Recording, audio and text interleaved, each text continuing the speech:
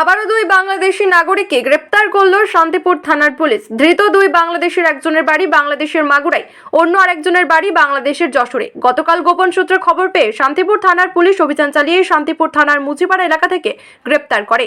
ধৃত দুই বাংলাদেশি অবৈধভাবে দালাল চক্রের মাধ্যম দিয়ে ভারতে প্রবেশ করে। তবে কী কারণে তারা অবৈধভাবে অনুপ্রবেশ করে ভারতে এসেছিল তা এখনো স্পষ্ট নয়। ধৃতদের জিজ্ঞাসাবাদের পরই বিষয়টি স্পষ্ট হবে। তবে এই অবৈধভাবে বাংলাদেশিদের ভারতে অনুপ্রবেশ নিয়ে একের পর এক তথ্য সামনে আসছে। এর আগেও একাধিক এলাকায় অবৈধভাবে অনুপ্রবেশ করে বাংলাদেশের আশ্রয় নিয়েছিল।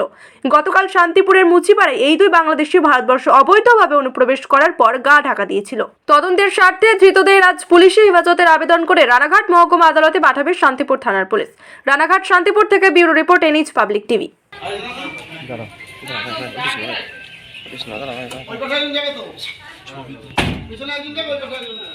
কার্বন দরকার নেই, কার্বন নিয়ে নেবো ওখান থেকে। একজন করলেই তো হবে।